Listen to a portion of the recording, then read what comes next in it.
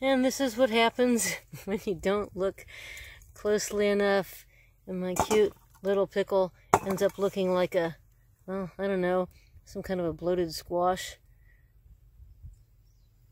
Probably won't be using that one. So this zucchini plant is fine, and this one, the one that we planted in the big ting tan, well, what do they say? The bigger they are, the harder they fall. And he is too heavy to lift back up. He's going to be growing on his side. Hasn't killed him, so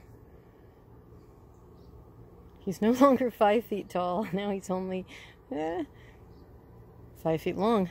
Sweet potatoes have completely encroached, taken over this corner of the garden. Remember when you could see the individual plants? The wax beans, the yellow beans, are starting to bloom here and have little beans on them, but this is the part of the garden that's right next to the tall, way up there, sweet corn, field corn, and it's getting black beetles all over it. So, and you can see too, something's eating. If it's the black beetles, if it's the grasshoppers, could be anything. There is not much anymore in the way of rows. Everything is just all crowded together. Things are tall, things are crowded. We have to pick lima beans tomorrow. We've started picking some tomatoes, and they've been really nice. Really nice. Look at all those. Yeah. Who'd have ever thought when it looked like everything was dead? Peppers too. These are really tall ones. What do we have here? Okay, so these are, okay, those are bell peppers. And, I don't know. Got some white ones like this on the other side that are hot. But this is supposed to be, oh, this is the hot row. So that's what they are. Okay, some garden salsas. The fake habanadas are not orange yet. I'll show you those when they turn color. Here's the sweet pepper row. Oh, and I think some of those weird looking, oh, stand chop down the corn. Oh, that gives a lot more air. Nice, nice. Yeah, the other basil is the stuff I'm going to have to use. This, remember, we completely pinched it off. Didn't matter. Bugs came back and got it again. These are some of our, I think those are Health Kick.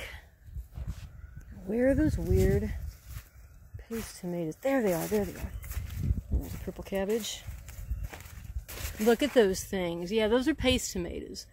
Aren't those the weirdest things ever? Really ugly. I mean, like, somebody who needs to diet and exercise a little bit more.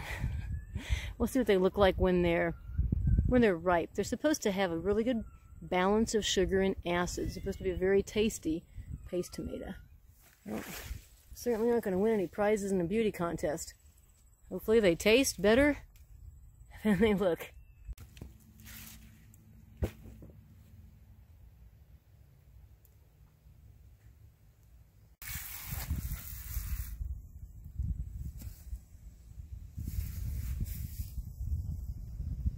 Okay.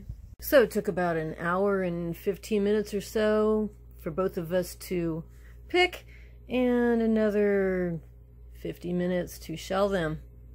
Now it's time to cook them.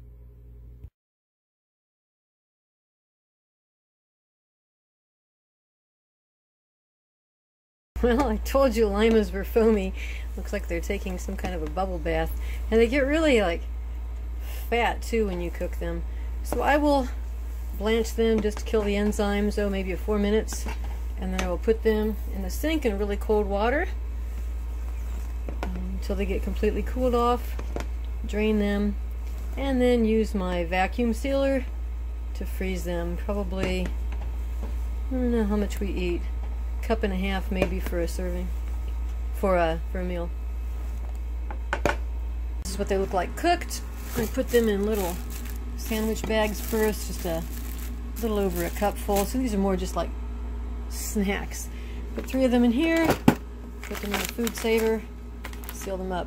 Stan is picking tomatoes. I'm sorting out the riper paste tomatoes from the ones that are not quite as ripe, and then sorting them out from the non-paste tomatoes.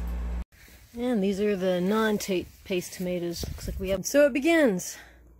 The same table that held tomato seedlings and then tomato plants is now holding tomatoes. And it's 82 degrees in here. We'll have some cooler days in a couple of days that will be better for them to ripen, not quite so fast, but I don't have room for these in the house. Looks like Stan picked some of them plenty green, probably because they were in a weird place that we might miss later on. So it's going to be canning, time to can these things. Boy, I don't know, by the end of the week maybe. This is why Stan picked the peppers and tomatoes this morning.